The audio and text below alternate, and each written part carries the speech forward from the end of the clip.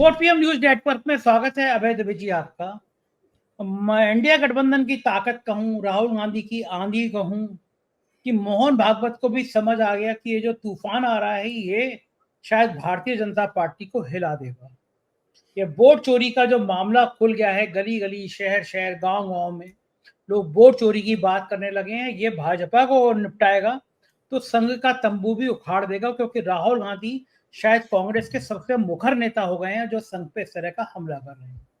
लोग कह रहे हैं कि मोहन भागवत ने डर के मारे अपनी बात पलट दी कि भाई मैंने 75 साल के रिटायरमेंट की बात मैंने नहीं कही, मैं तो 80 साल की उम्र में भी शाखा लगा सकता हूँ।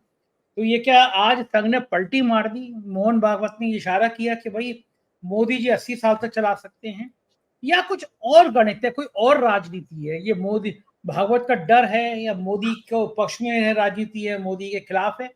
इस पूरे थोड़े गणित को समझाइए। आप बहुत करीब से जानते हैं संघ के खेल को, थोड़ा देखिए, समझाइए। इसकी कई व्याख्याएं सामने आ रही हैं।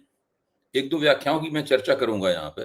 एक व्याख्या ये है कि भागवत और मोदी के बीच में युद्ध विराम हो गया है और दोनों के बीच में एक कोई समझौता सा हो गया है, जिसमें शायद उन लोगों ने पीठ पीछे भाजपा का अध्यक्ष कौन हो वो नाम भी तय कर लिया है, उस पर भी सहमति हो गई है उसका।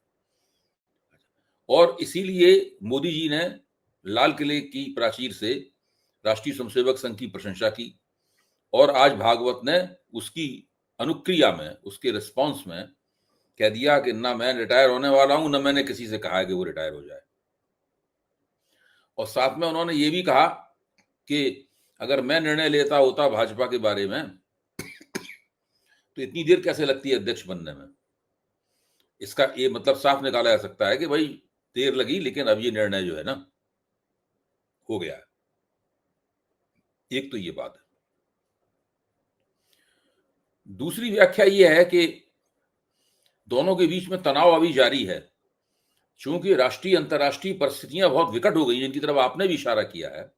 उधर ट्रंप ने टैरिफ ठोक दिए हैं, इधर राहुल गांधी ने जबरदस्त किस्म का तूफानी आंदोलन शुरू कर दिया है, बिहार का चुनाव सिर के ऊपर है, देश में महंगाई बेरोजगारी बढ़ने का खतरा बहुत जबरदस्त है।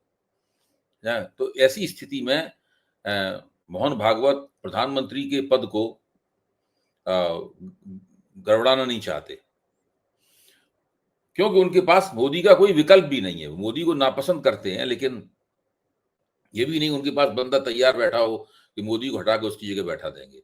वो नहीं चाहते किसी और को बैठाएं, तो पता लगा सत्ता भी हाथ से निकल गई, ना खुदाई मिला, ना विसाले सनम, ना इधर के रहे ना उधर के रहे, ये वाली हालत हो जाए। दूसरी व्याख्या ये है, मैं ये मानता हूं कि इन दोनों व्याख्याओं में सच्चाई का एक पुट है, एक एक पुट है दोनों व्याख्याओं में। लेकिन मैं ये मानता हूं कि ये जो तथाकथित सीज फायर हुआ है, ये मोदी ने भागवत के सामने हथियार डाल दिए और कह दिया है कि आप जिसको बता रहे हैं उसको मैं अध्यक्ष बनाने के लिए तैयार हूं और सब ठीक है। हम आपका नैतिक, हम तो वैसे हैं ही, आप ही के अंदर से निकले हुए हैं, आप ही हमारे परम पूजनीय हैं, सरसंघ चालक हैं, तो सब ठीक ठाक हो जाएगा, बस आप मुझे बना रहने दीजिए, मुझे सत्ता से मत हटाइए। तो पहले जो दोनों के बीच में एक अलिखित समझौता हुआ था, जिसमें था कि भाई मोदी जी को कुछ समय बाद अपना रिटायरमेंट पैकेज की तैयारी कर लेनी होगी, क्योंकि उनको जाना पड़ेगा, कोई दूसरा आदमी आएगा।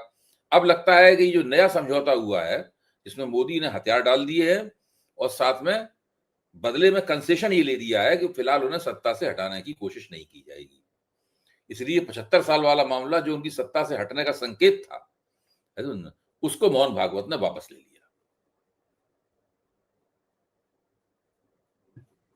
ये मोदी जी के लिए काफी राहत देने वाली बात होगी कि कहीं न कहीं युद्ध विराम की संभावना नजर आ रही है।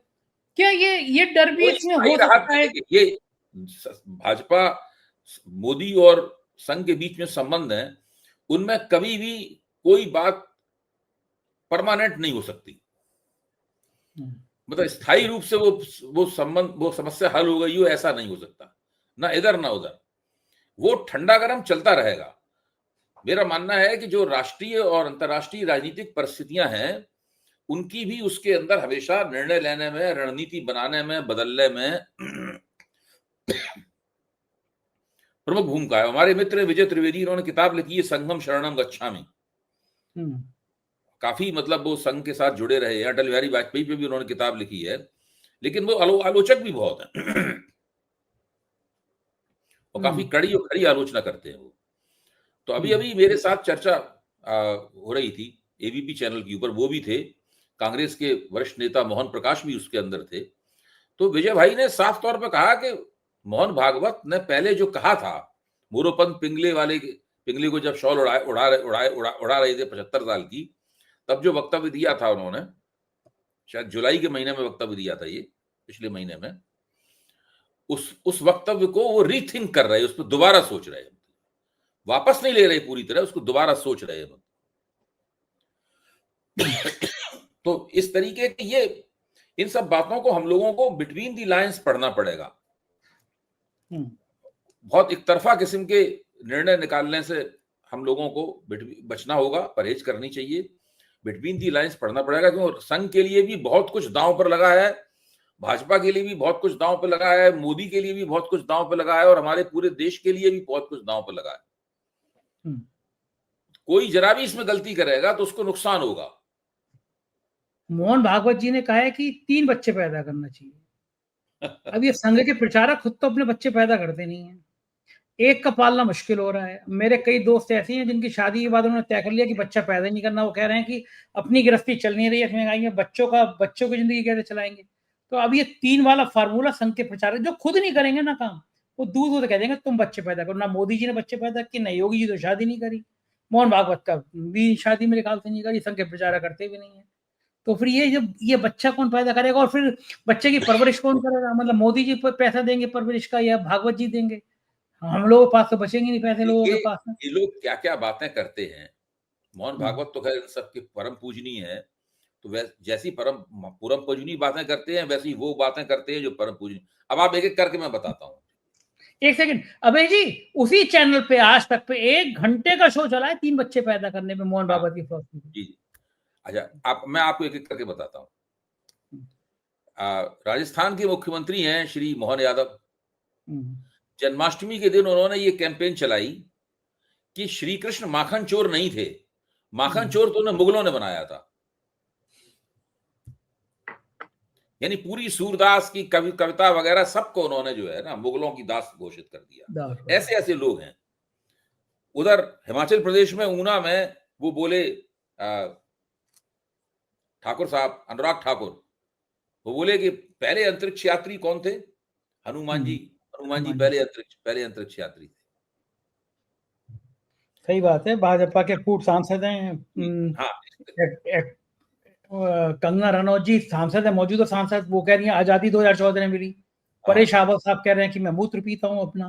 भारत के पहले प्रधानमंत्री, first prime minister of India Subhash Chandra Bose, ये भी कंगना रनौत ने कहा। ये सांसद है हमारे देश की। अब आज के जमाने में अब आप देखिए, भारत का प्रधानमंत्री कह रहा है कि मेरे लिए स्वदेशी का मतलब ये है कि चाहे डॉलर आए, चाहे पाउंड आए, चाहे करेंसी काली हो चाहे पीली हो, है आनी चाहिए पूंजी, भारतवासियों का तो पसीना होना चाहिए केवल। वो स्वदेशी का ये मतलब निकाल रहा है। अच्छा, वो कह रहे हैं कि कोका कोला मत पियो, शिकंजी पियो, पिज्जा मत खाओ, घर का बना हुआ खाना खाओ। अच्छा, अब आप देखिए, मेरा तो मानना है कि मोहन भागवत जो बातें कर रहे हैं और नरेंद्र मोदी जो बातें कर रहे हैं, दोनों ही बातों पे हिंदुस्तान के लोग हंस रहे हैं। ये लोग इस योग्य नहीं है कि इससे गंभीर चर्चा की जाए बैठ के। बात तो सही कह रहे हैं। लोग, आप सोचो ना किस तरह के लोग हैं ये किस तरह के लोग हैं, कैसी बातें करते हैं, किस प्रकार का पूरा डिस्कोर्स चलाते हैं। ये सब हास्यास्पद किस्म के लोग हैं, कम दिमाग के। इनके हाथ में किसी सत्ता मिल गई है इनको। बस वही काम चल रहा है। सत्ता इनके हाथ में अभी तक बनी हुई है, तो जो मन में आता उल्टा सीधा बोलते हैं। अब ये मोहन यादव को कौन जानता था? मध्य प्रदेश के मुख्यमंत्री को कोई जानता था मोहन यादव को? अब वो सत्ता में आ गए तो वो कह रहे हैं कि वो तो उन्होंने किया था।